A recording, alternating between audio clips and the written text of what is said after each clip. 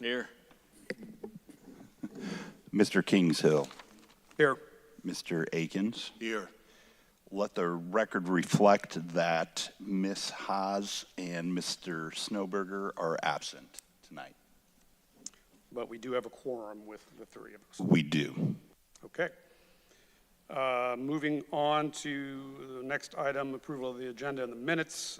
We have a copy of the minutes of our last meeting dated June 5th, 2025 in front of us. We've had an opportunity to review any questions or comments. If not, I'd entertain a motion to approve. I hereby make a motion that the minutes from the prior meeting be approved. I'll second. Thank you. We have a motion to approve by Louis Akins, second by Andrew McGee. All those in favor say aye. Aye. Aye. All opposed? Thank you. The minutes for the June 5th, 2025 meeting are approved. Moving on to public requests to speak on topics not related to an agenda item. I do not have any sign-ups. Is there anyone online that wishes to speak? No, sir. Thank you.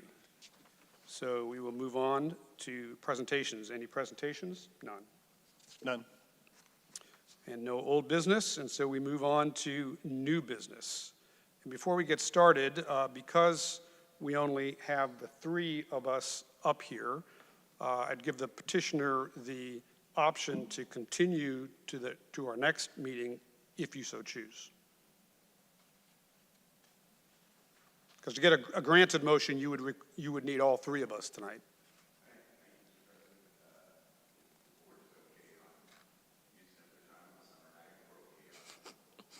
All right, then we will proceed. So first item of new business is BZA 25-008-DSV, ILPNW Building 4. If we could hear first from the staff.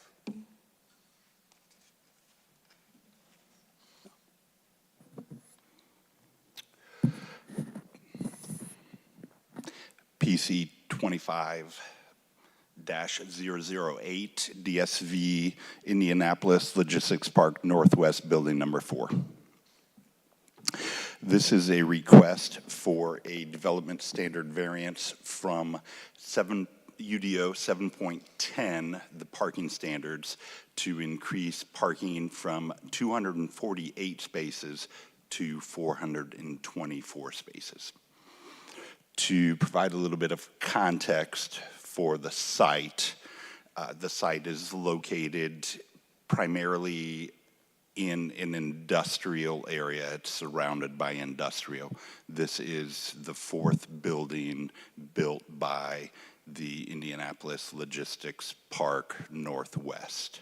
So to the east is building number 3 and building number 2, and to the west is I-65 for the most part. Our current parking standards call for a maximum of 1 parking space per 1,000 gross floor area of building. They have a 248,000 square foot facility that they're proposing, which would allow them the 248 parking spaces.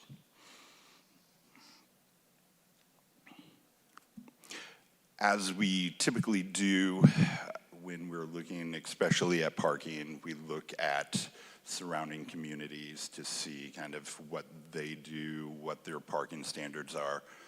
As you know, we're currently undergoing a revamp of our parking standards. Now, the industrial standards are not going to be affected. That's not one of the standards that is changing, but we are looking at changing some of the other parking standards. So, for example, Brownsburg does it per employee. So it's the number of employees. Plainfield, again, does it by gross floor area, but they also have a carve-out for offices. So if there's office space in there, they add additional parking for office space. Indianapolis, I think what is notable for Indianapolis is that they do not have a maximum on the number of parking spaces for industrial and or warehouse. So just to point out some differences between the communities that are around us.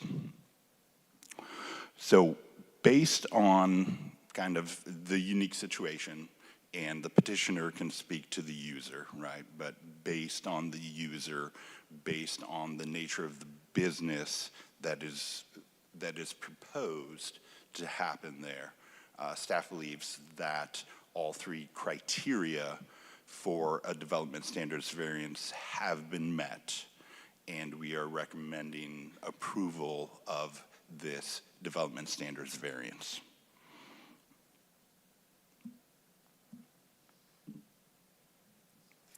Thank you. I do have a question for you. Yes.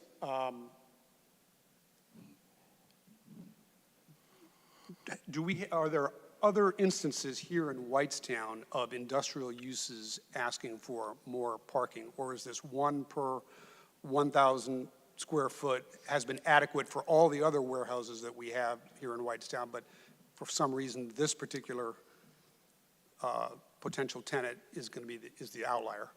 So I can comment on the past 2 years, right? We have not had any other industrial uses that have requested a parking variance. There have. Yeah, as I say, in the last 4.5, we've not had any others. The primary reason we've not looked at the parking standards as we've been reviewing the other sections. It's not been an issue that's come up in terms of need to revisit those standards. So that, yes, this is an outlier. And we can certainly let the petitioner speak to the unique nature of the potential business that's going in there, and I think that's really what is driving the request for the parking increase. There have been.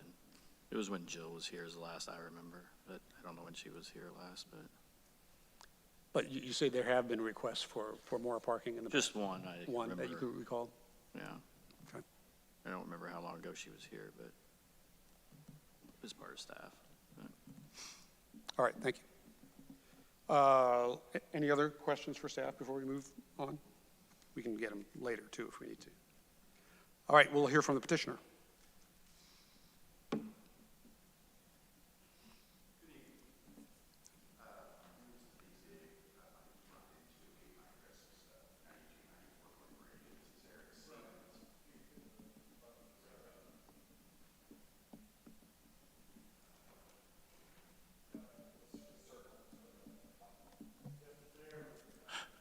Is that better?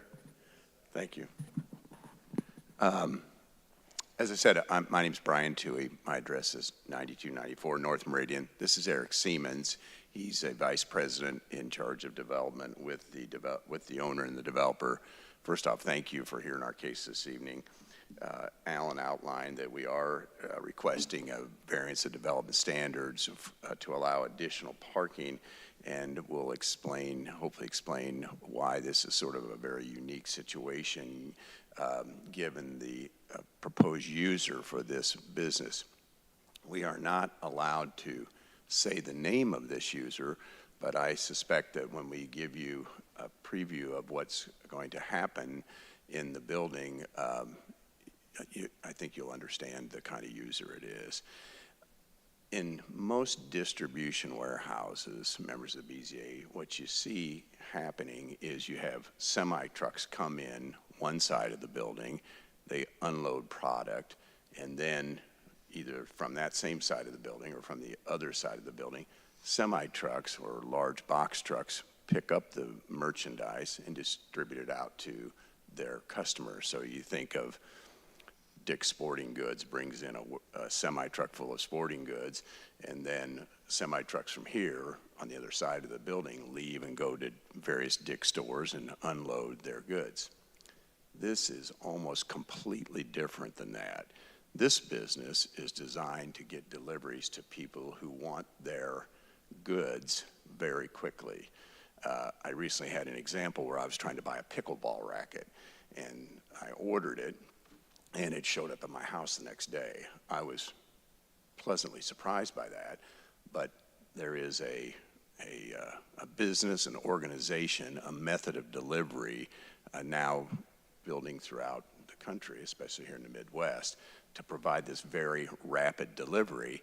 And that's done by contract drivers, people like us that might sign up for a part-time job for 4 or 5 hours a day or 3 days a week, and they'll deliver small packages to our homes, and those are done in passenger cars. So you'll see in a minute, I hope that I'll explain that whereas in a typical warehouse like this, you would have a number of semis and semi-trucks and trailers, here you're going to have passenger cars and SUVs for the most part.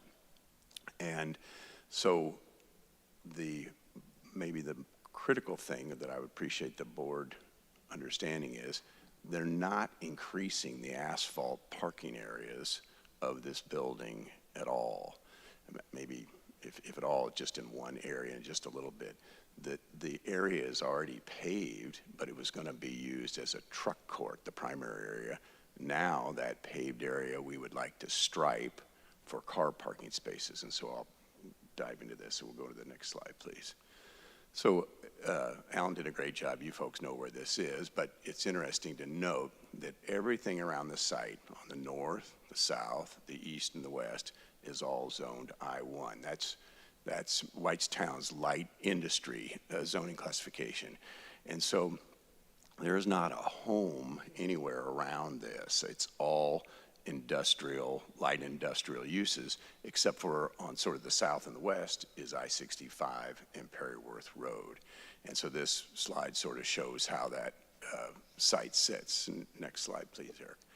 This is looking north. As you can see, that building on your left, as you're looking at your left, that's the building that's under construction. We expect the building to be done sometime in the fall of December of this year, and actually occupied sometime in the fall of next year. Is that correct? And so you can see our neighbors to the north, that's looking in the background of that picture, they're industrial. Our neighbors to the right, which is to the east, they're industrial. If we'll go to the next slide.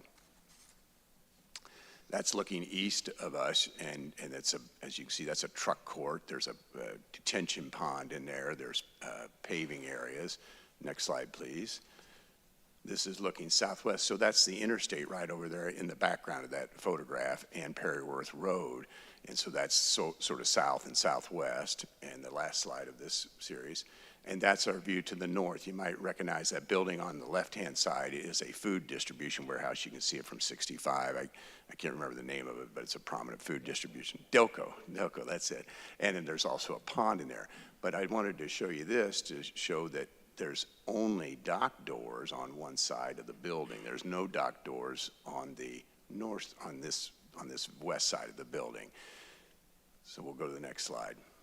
So back when the Plan Commission approved this development, I want to point out something here. Yeah, we lost it. Hold on 1 second. Oh, okay. Well, is this one working?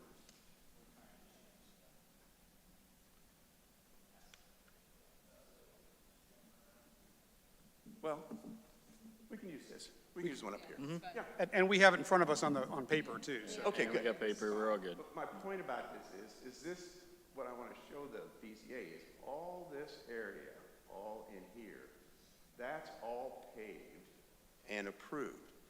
That paving with this additional parking request is not going to change. So we're not going to change a large area of asphalt and make it a bigger area of asphalt. We are going to change the way it's used. And so let's go to the next slide. What this slide shows us is that what was approved, 230 spaces, but it also says in this that there is semi-trailer parking spaces of about 63. With this particular user, that number of trailer spaces will go from 63 down to 26. Because of what I was talking about earlier, the difference in the delivery of the goods in the warehouse. It's going from, in a traditional warehouse, you'd fill up a semi out of the loading docks. And in this, they even have a special loading dock, which I'll show you in a minute. In this, instead of filling up semis, it's going to be parceled out to individuals in their cars. So let's go to the next slide, please. So here is the proposed plan, and what I'd appreciate you noticing, that's even better, is the asphalt hasn't changed. But before, if you go back one slide there, right in this area here, it won't go back. There you go. See, in this area right in here, that's that truck court where there was trucks and trailers. Now please go forward. Now that area turns into car parking. And it's kind of hard to see, especially with my shaky pointer use, but right in here, those things that look like trailers parked parallel to the building, those are actually ramps. They're small ramps where the people in the building will come out, they'll hand off merchandise to folks like us in cars, pickleball rackets or cooking items or whatever it is, smaller packages, they'll hand them off, and then those cars will take off and deliver them to this next day delivery concept.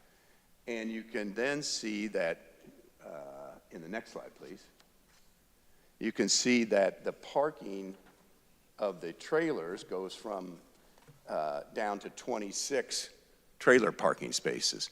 So yes, there's more parking spaces. We're requesting more parking spaces, but it's kind of a different vehicle use. And in this business, which they eventually would be a 24/7 business that might have 150 employees in their larger shifts, if you think about that, they need that many spaces for the people that actually work there, and then they have these contract drivers coming in and out throughout the day, come in, do a quick pickup, or maybe not so quick, depending if the goods are ready, then they take off, another one comes in. That's the reason they're respectfully requesting this additional parking. The cars are on site for brief periods of time, but there's a number of them coming in and out each day throughout the day. Let's go to the next slide. So the idea here was to show the board that the asphalt areas didn't change, but the striping of them and the use over here on the left, semis and semi-trailers in this truck court area, and over here on the right, car parking and picking up and delivery from here.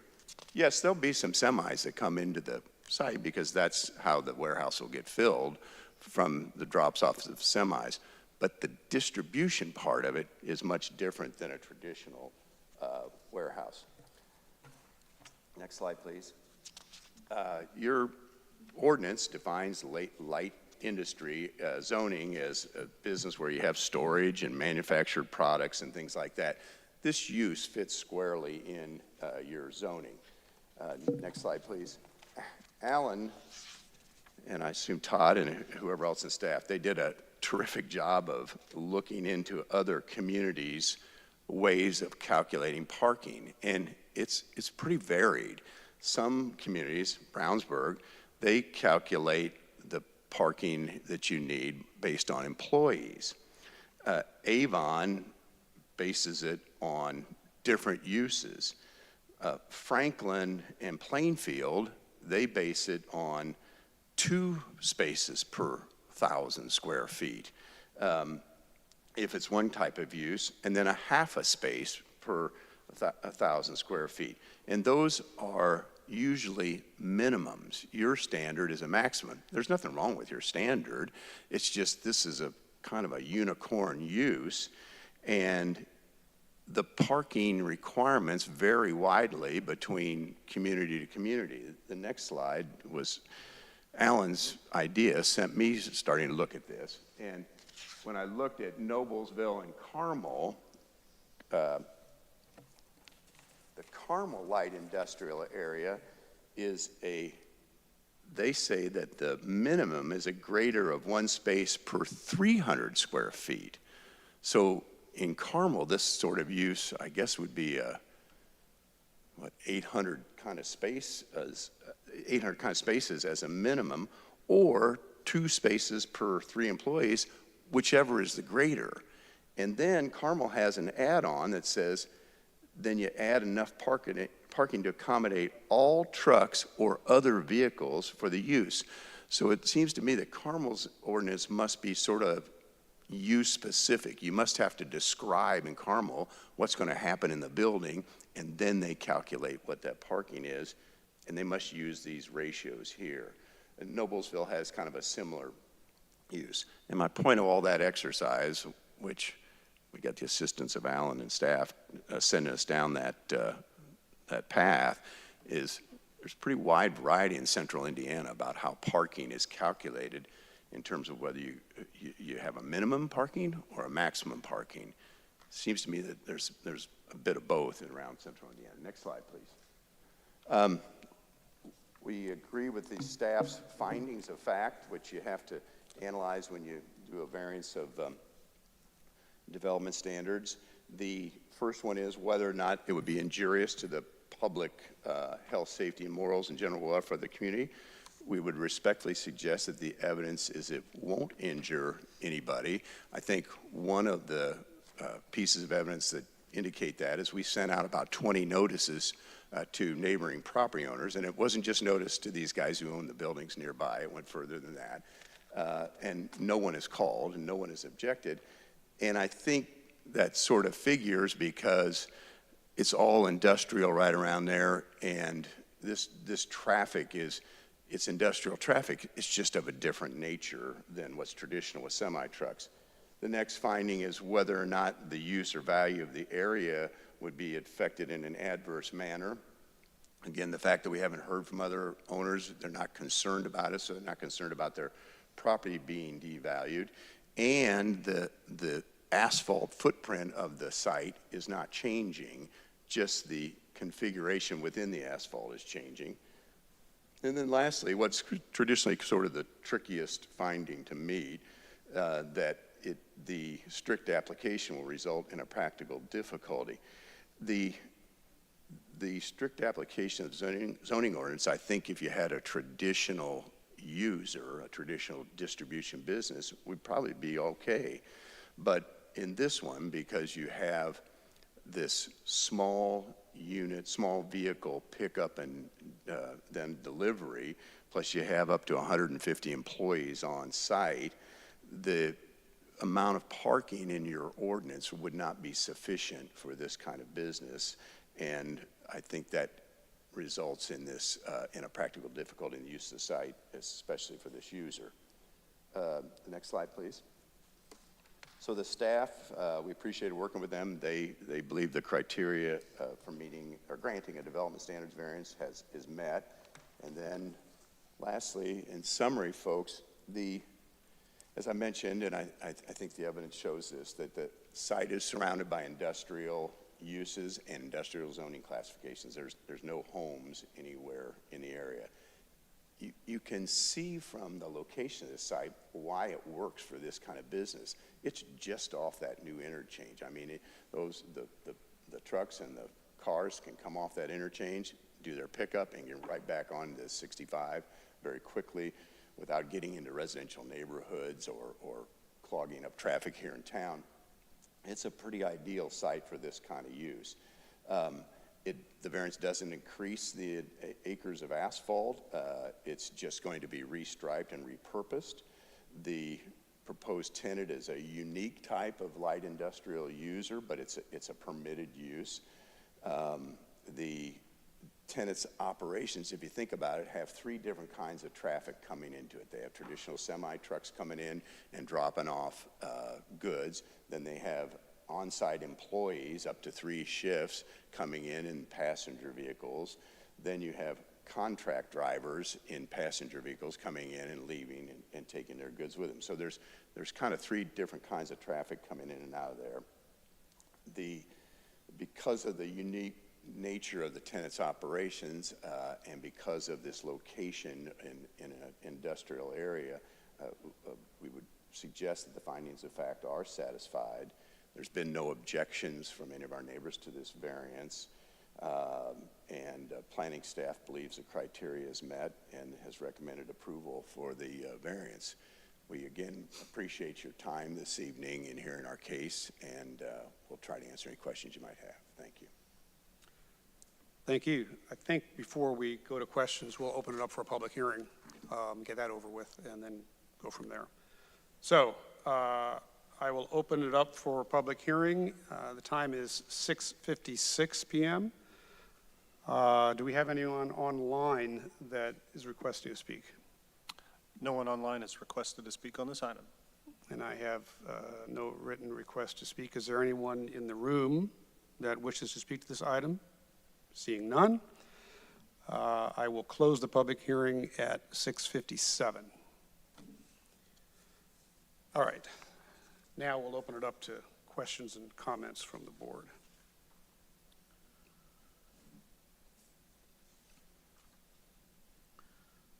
So I've got a question.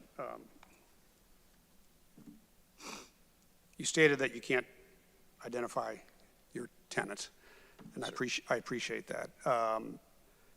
That's from the tenant's request, I imagine. It's the tenant's request that you not identify. Actually, there's been a non-disclosure agreement Okay, executed between the owner and the tenant. okay. The description of the business sounds familiar to something that I have personally experienced. My concern, and hopefully you can help me with this quickly, is that in that space there are some less well-known, maybe unscrupulous, I don't know, unscrupulous is kind of a hard word, but companies that may not be something that we would like in Whitestown. I just want to be sure that this is a well-known and reputable company. Yes, yeah, it is a well-known, reputable company. And it's probably the one I'm Would you be thinking of. comfortable saying it's probably the best biggest? known? The best known? I would be comfortable with that. He would be comfortable with that. Okay, thank you. Then I'm comfortable. Other than that, I have no issues with any of it. I agree with everything that the staff has said. I agree with everything that you've said. The fact that the only one that's going to know the difference is someone looking on GPS, looking at a map from above, is going to see we have more striped spaces than we would have otherwise, is the only true difference here, in my opinion. Yeah, I mean, I don't see any issue with it. The biggest things for me is all the uses surrounding it on all sides are the same, and the asphalt from the original plan to what's being proposed is not changing, so.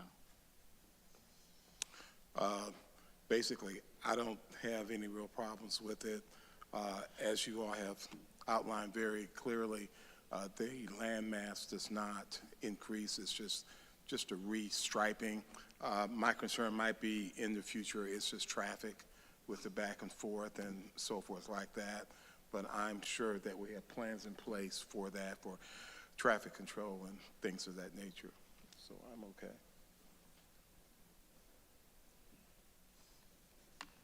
If there are no further questions or comments, do I hear a motion? I'll make a motion that docket BZA 25-008-VA, a development standards variance for Indianapolis Logistics Park Northwest Building 4 is consistent with UDO 11.15 F2 and should be approved as presented and described based on the findings of fact in the staff report and staff recommendations, the submitted findings of fact, and substantial compliance with the submitted site plans. I will second that. Thank you. We have a motion to approve made by Andrew McGee, seconded by Louis Akins. Could you call the roll, please? Mr. McGee, Aye. Mr. Kingshill, Yes. Mr. Akins. Yes. Vote passes. All right, Thank thank you you. very much. Have a good evening. Thank you, you too. And moving on to other business. Do we have any other business? Nope. Any announcements? Then entertain a motion to adjourn. So moved.